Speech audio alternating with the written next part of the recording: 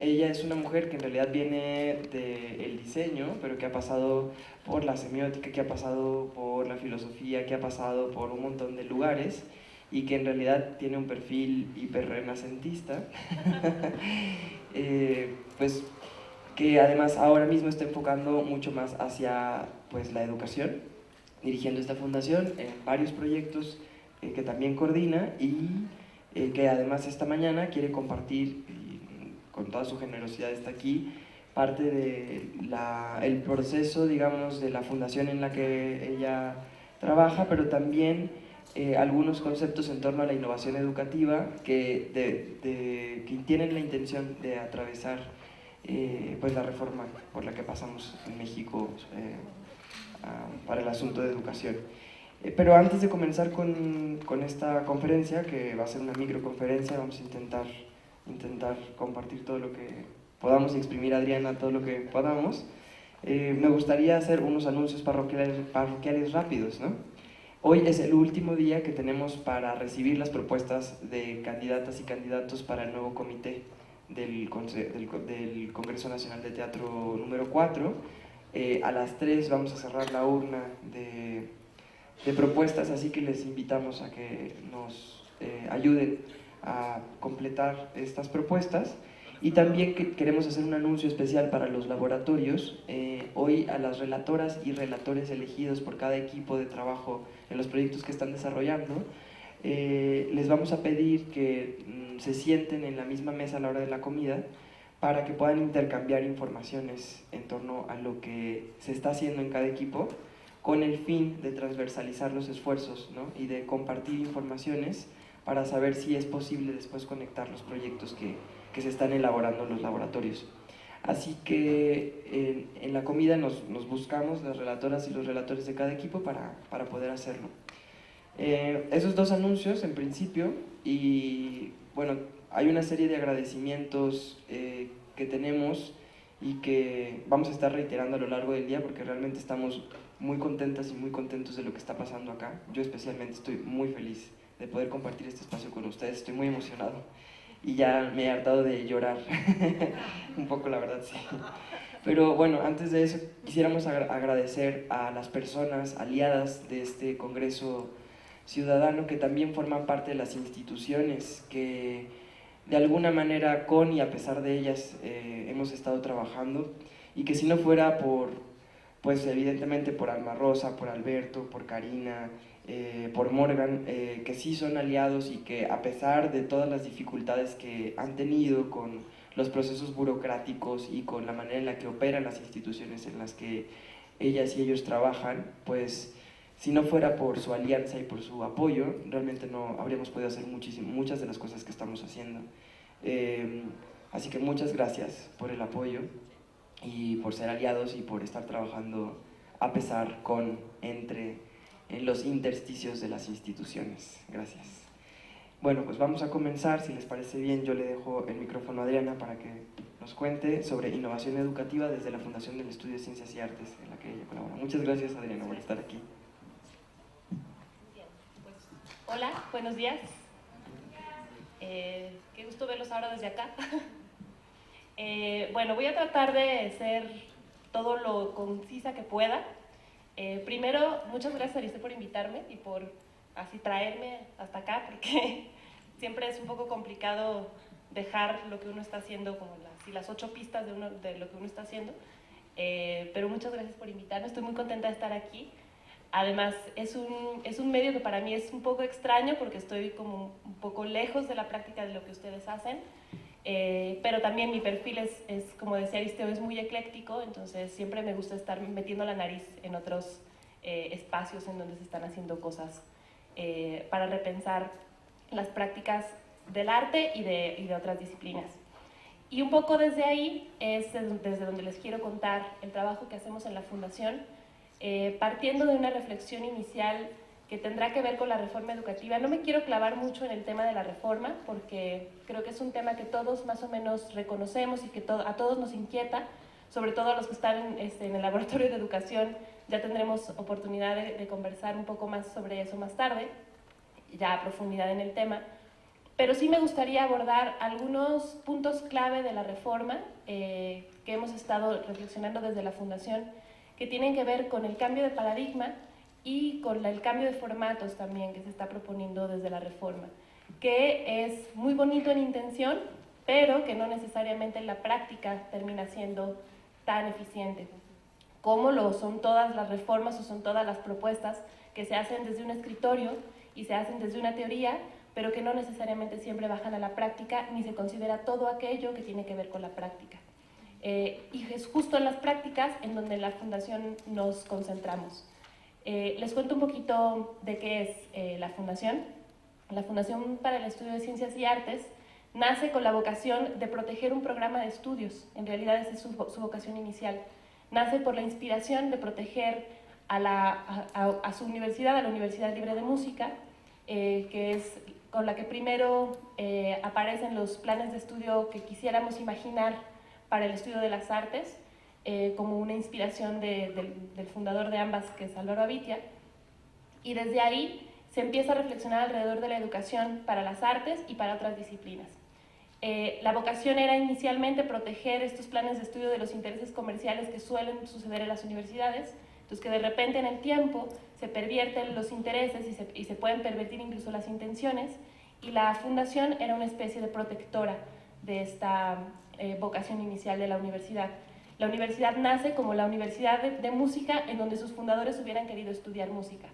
¿Por qué? Porque venían de un conservatorio o porque venían de una formación rígida o incompleta en la que no se sentían ni felices ni cómodos ni que llegaron a hacer todo lo que querían hacer, y que finalmente encontraron toda esta vocación de aprender fuera de los espacios institucionalizados, pero que no necesariamente esa es la mejor opción, ¿no? Encontrarlo fuera. Entonces, un poco mezclando estas dos, aparece la Universidad Libre de Música y un primer programa o una primera intención educativa, que es la que protege la Fundación. A la vuelta de unos años, ya yo también ya apareciendo en la Fundación y Aristeo también, se nos da un poco la misión de darle un shake al modelo, y prácticamente rompimos el modelo tradicional y lo transformamos en un modelo educativo experimental que tiene que ver con aprendizajes nómadas, con aprendizajes en red y con la sociedad del conocimiento. Entonces, desde ahí es que parte la reflexión que después permeamos a otros lugares. Desde ahí aprendimos también que la acción es muy importante, que el aprendizaje es casi siempre acción, y que puede ser o latente o patente, y que esta acción se traduce en muchos tipos de dispositivos o en muchos tipos de aparatos. Entonces, un poco así, a grandes rasgos, eso es lo que hacemos. Hacemos dispositivos, que los dispositivos se pueden traducir o en programas, o en libros, o en juguetes, o en experiencias, o en laboratorios, o en un montón de formatos que nos permitan la experiencia de cuestionarnos y de aprender algo. Esa es un poco la vocación de la Fundación. Y bueno, somos un equipo sumamente ecléctico y sumamente extraño, lo cual es muy divertido.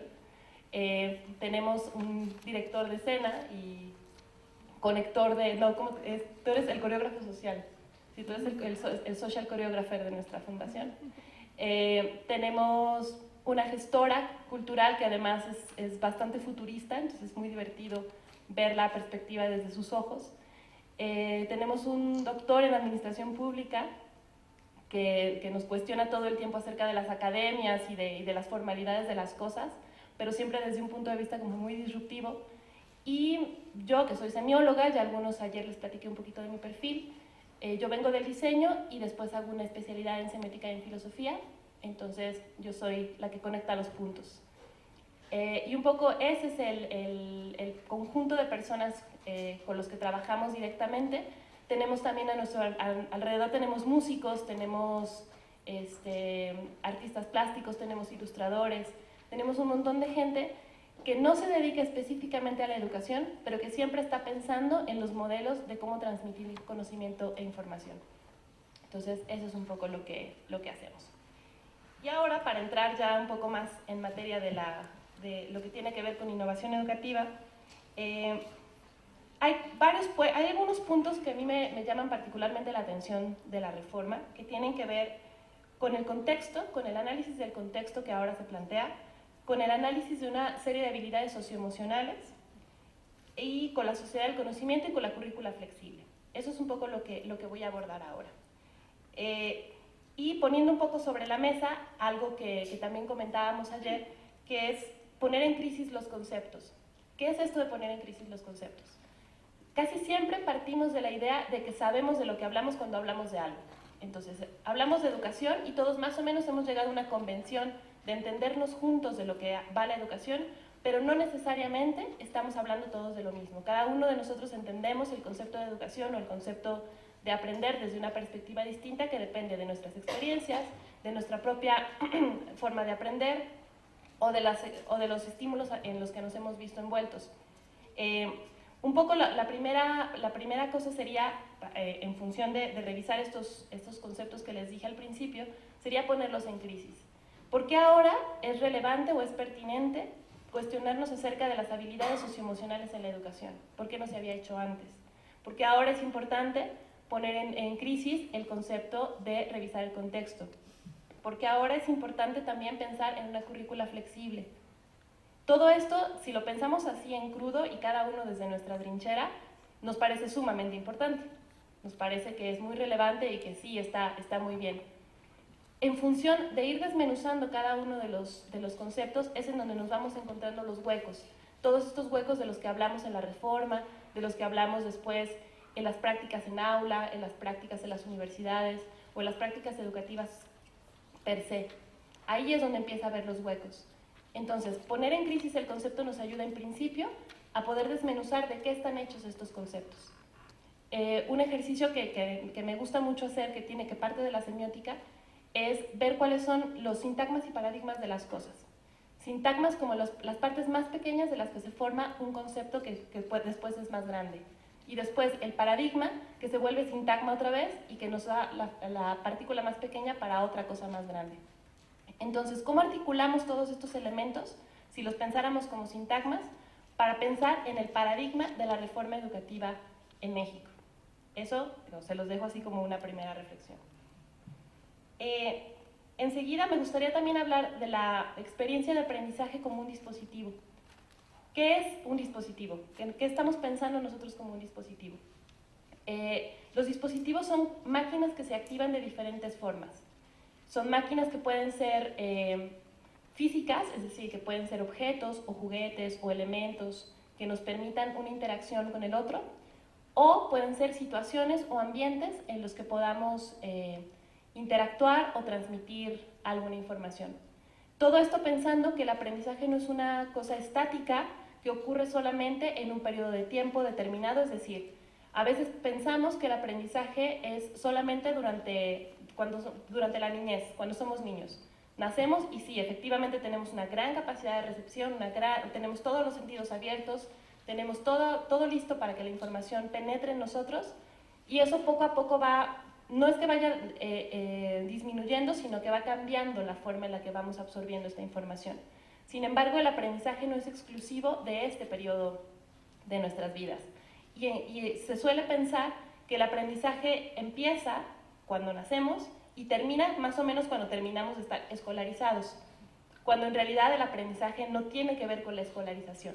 El aprendizaje puede estar disociado de la escolarización y puede funcionar muy bien fuera de los espacios escolarizados. Un gran problema que encontramos en los proyectos en los que trabajamos es la institucionalización o la escolarización de los proyectos. Es decir, que llegan a pedirnos algo o a revisar un modelo o a revisar alguna práctica y generalmente caemos en la legitimación de aquello a partir de una forma institucionalizada de hacer las cosas o de una forma esquematizada de hacer las cosas. Y de repente reventar este paradigma de lo escolar o reventar este paradigma de lo formal ayuda a que el aprendizaje entre o penetre de otra manera. Y nosotros lo que hacemos con los dispositivos es justamente eso. También por eso pensamos mucho en la multidisciplinariedad y en la transdisciplinariedad. A veces incluso la indisciplinariedad. en la que no nos casamos con una sola idea o con un solo formato esperado de hacerlo. También por eso nos ayuda a no tener una formación en pedagogía, porque lo pensamos desde otros lugares. De repente, pensar una práctica que es muy estandarizada, por así decirlo, pensemos en una clase magistral, por ejemplo, en donde estoy pues, justo ahora, ¿no? Es el modelo en el que estamos justo ahora. Ustedes están allá y me están escuchando, están en silencio, están poniendo atención, y yo estoy acá diciéndoles una serie de cosas y hablando de una serie de conceptos, ¿no? En principio se asumiría que yo tengo todo el conocimiento y que ustedes están ahí para recibirlo y están listos como para que yo vierta este conocimiento en ustedes como recipientes, ¿no? Cuando en realidad, volviendo un poco a la sociedad del conocimiento, la realidad es que ustedes quizás tengan mucho más que decir desde allá que yo desde acá. Y que posiblemente lo que ustedes puedan rebotar conmigo sea mucho más enriquecedor que si yo estuviera aquí 3 horas hablándoles de todos los casos o de todas las cosas que yo he descubierto en mi camino, ¿no? Y que incluso yo podría reconectar los mismos proyectos que yo he estado haciendo a partir de las reflexiones que hago con ustedes, que es un poco el formato de los laboratorios y el formato de las mesas de trabajo y tal, ¿no? Pero ¿qué pasa si repensamos estos modelos que funcionan para una serie de tareas y que son útiles, pero los repensamos desde otro lugar? Entonces, ¿qué pasaría si, ahorita voy a hacer un ejercicio como muy rápido, solamente de transposición. Entonces, ¿qué pasaría si de pronto ustedes estuvieran dictando la conferencia desde allá y yo estuviera solamente como un espectador pasivo desde acá, ¿no? Que de repente cada uno de ustedes dijeran una idea y yo fuera la única espectadora pasiva, ¿sí? Entonces, es un modelo, o sea, no digo que funcione o no es una solución como tal, pero es una forma de empezar a repensar los modelos que ya tenemos estructurados, que ya creemos que funcionan y que ya creemos que funcionan de una sola manera y que dan un solo resultado. Y si de pronto solamente modificamos una acción, nos puede dar muchas más vertientes de cómo hacerlo. Y voy a ir a mi acordeón porque luego se me olvida todo lo que quiero decir porque me emociono. También la educación la pensamos como un espacio de resiliencia. A propósito justo de lo que, bueno, ayer estaban hablando un poco de construcción de paz y, bueno, ya sabrán algunos que yo vengo de Guadalajara. Ayer tuvimos un episodio de violencia en Avenida Chapultepec muy intenso. Toda la tarde de ayer hubo una movilización muy intensa y muy violenta en la ciudad. Además venimos de un clima de violencia importante y fuerte desde hace unos años, o sea, no ha sido reciente, o sea, esto tiene ya unos años construyéndose. Sin embargo, hay espacios educativos, incluso justo en la zona en donde estuvo ayer el conflicto, hay varios espacios educativos que están tratando de repensar la educación también como un espacio de formación de resiliencia o como un espacio de construcción de comunidad. Hay un proyecto muy bonito ahí cerca, se llama Casa Teodora.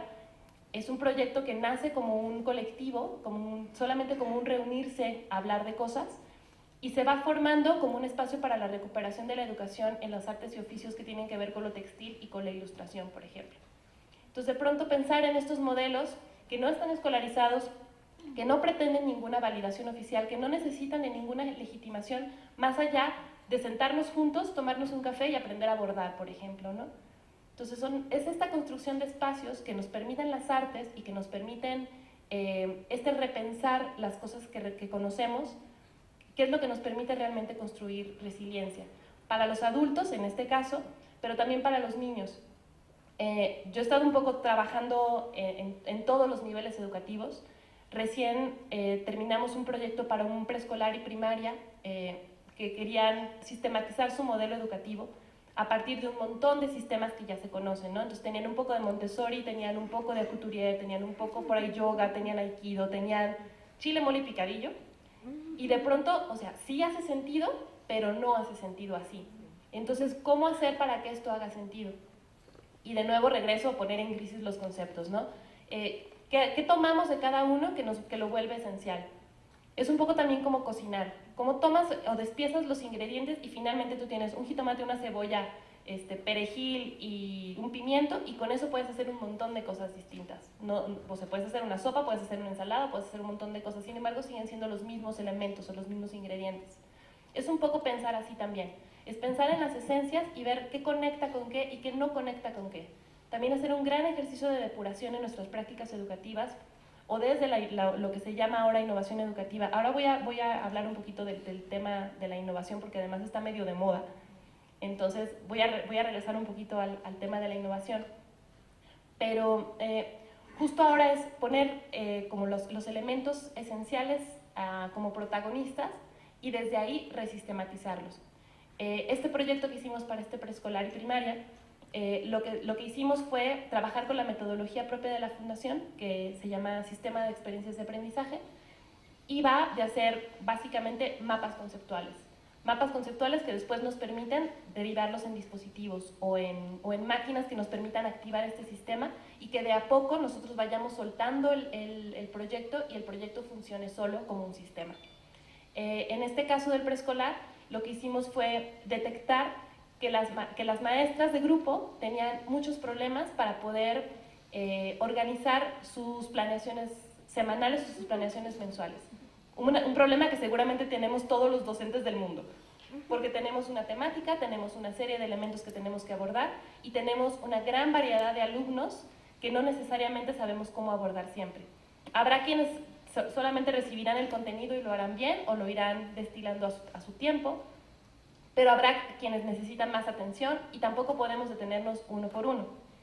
En el caso de este proyecto, lo que hicimos fue diseñar un juguete para que las maestras liberaran la ansiedad de tener que planificar desde su propio capital, y entonces les dimos una especie de muleta, por así decirlo, lúdica. Entonces les poníamos a disposición un catálogo de opciones a partir de las cuales ellas podrían diseñar. Tenían sus temáticas, tenían sus mallas curriculares, incluso las mallas curriculares del programa de la SEP.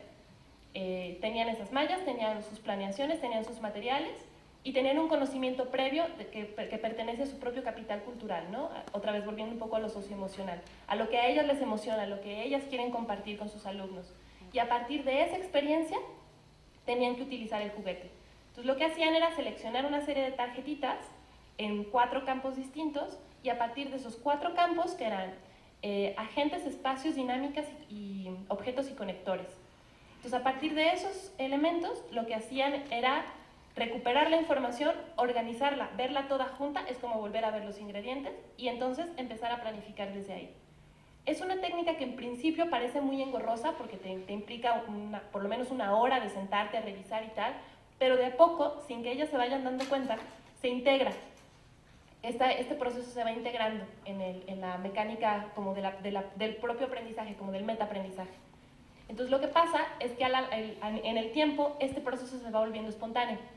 Y entonces lo que hacen es que casi al vuelo, durante la clase, van leyendo a su grupo, que conforme pasa el tiempo lo van conociendo mejor, leen las necesidades de su grupo en vivo y en ese mismo momento crean un dispositivo nuevo, a partir de una metodología que integraron a partir de un juguete. Al final el juguete se vuelve innecesario, no lo necesitan como tal. Pueden volver a él en caso de duda, pueden volver a él si le quieren agregar otra capa de complejidad, que se puede y está también dispuesta para el juguete. Sin embargo, la funcionalidad básica del juguete lo que hace es solamente poner en marcha un mecanismo de intuición y un mecanismo de espontaneidad que ya está implícito en todos, que ya tenemos todos como en el cuerpo, porque se trata solamente de jugar como los niños lo hacen. Entonces es hacer un juego de roles, cruzar umbrales y aparecer con una nueva forma de presentar un contenido, ¿no? Es una nueva forma de presentar una idea. En este caso, este juguete estaba pensado, o el discurso y la narrativa estaban pensados para los contenidos de preescolar y primaria, pero ese mismo sistema se puede traspolar a otras disciplinas o a otras formas de modificar el pensamiento creativo. Entonces, al final es un juguete solamente para detonar el pensamiento creativo. Y eso es un poco, así, a grandes rasgos, cómo hemos trabajado los dispositivos desde un proyecto concreto hasta llegar a una ejecución real. Y bueno, ahora justo estamos en el periodo de evaluación. Están probando un poco el sistema, los hemos dejado solos, probándolo para que se equivoquen, y entonces regresen despavoridos y no sepan qué hacer. Y entonces ya les digamos, no, todo está bien, ahí está todo. Y es un poco volver a apelar a que ellos mismos son capaces de resolver, porque, otra vez, es la intuición y la espontaneidad que ya tienen instalada. Y me quedan como 3 minutos. Bueno, voy a volver un poco al tema de la innovación educativa. La innovación es una palabra que está de moda, está en todo. En Jalisco tenemos una secretaría de innovación, pues, O sea, ese nivel estamos de la innovación. Entonces, este tema de la innovación tiene que ver con creer que lo nuevo es lo que nos va a sacar de esta crisis en la que sabemos que estamos metidos. Yo no sé si lo nuevo será la panacea. Estoy casi segura que no es lo nuevo. Yo estoy segura que es más bien la esencia de las cosas la que nos va a ayudar a cruzar esta crisis o a cruzar este umbral. Me van a escuchar hablar mucho de umbrales, es un tema que me gusta mucho en semiótica. El umbral es este lugar que es, bueno, en una puerta, no es ni la puerta, ni la entrada, ni la salida, es justo el punto intermedio, ese es el umbral. El umbral te permite saber que hay una adentro y una afuera, es decir, es justo el paso. Tú puedes decidir si cruzas o no el umbral, pero el umbral va a seguir ahí. Puedes decidir también quedarte en el umbral y no pasar de un lado o del otro, y el umbral va a seguir ahí. Nosotros estamos justo en este periodo histórico, yo creo que estamos en un umbral, que ha sido largo, no es un umbral cortito de unos años. Yo creo que ha sido un umbral de décadas y que todavía quizás nos queden 2 o 3 décadas más por transitar de este umbral, si es que decidimos transitarlo. Podemos transitarlo más rápido, pero nos queda todavía un camino por andar en este umbral. Y creo que justo la forma de transitar en el umbral no es pensar en lo nuevo, sino pensar en la construcción de lo que hemos hecho y de lo que no hemos hecho. Aquello que nos ha quedado pendiente por hacer, aquello que nos ha quedado incompleto por hacer y cómo podemos, desde las esencias de las cosas, completar aquello que queremos hacer. Y pensando ya en la innovación educativa, yo no creo como tal en la innovación como lo nuevo, sino en este replanteamiento o en esta rearticulación de las cosas, justo como les mencionaba antes.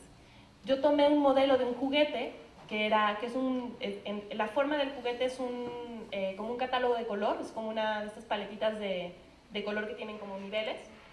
Es un formato que ya existe, yo no lo inventé.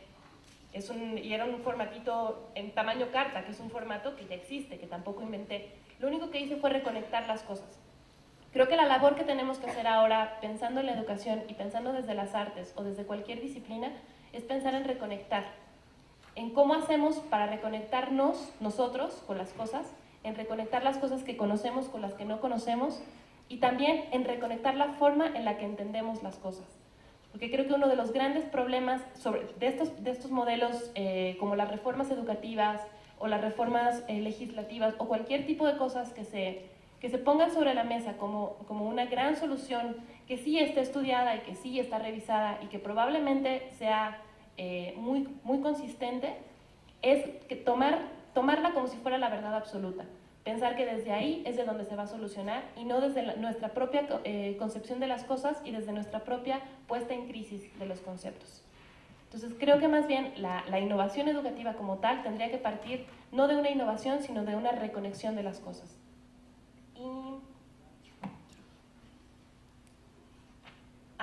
Y por último, voy a cerrar con un tema que me encanta, que ya quizás por ahí, ya no me voy a alcanzar a extender, pero si no lo podemos platicar en el laboratorio, que es la magia del magis. El magis es la capacidad que tiene el maestro de transformar, de ahí la magia. El alquimista también se vuelve maestro. Y todas las profesiones, a propósito de que decías que soy renacentista, a propósito de eso, todas las disciplinas y las profesiones a lo largo de la civilización, de la construcción de la civilización, se han transferido por la magia del lenguaje. Lo único que nos hace aprender es este compartir lenguajes, cualesquiera que sean. No tiene que ser solamente el lenguaje hablado, no tiene que ser solamente el español.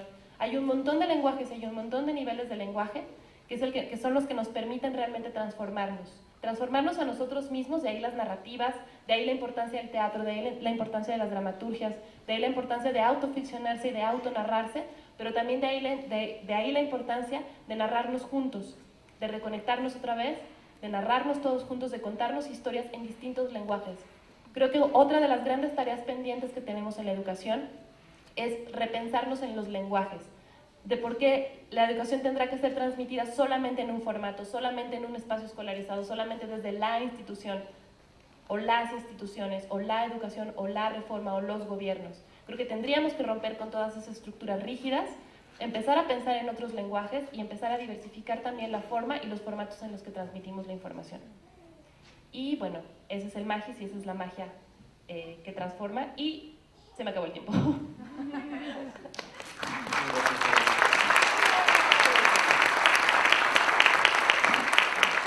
Muchísimas gracias. Ya veo aquí más gente, entonces vamos a dar paso a la primer mesa de ponencias de la mañana. Dejo a, bueno, a las personas que van a, sí, las personas que van a hacer las ponencias les pedimos que suban acá a la mesa y dejo a Brian y a Mika para comenzar. Las preguntas, si les parece bien, pásenme.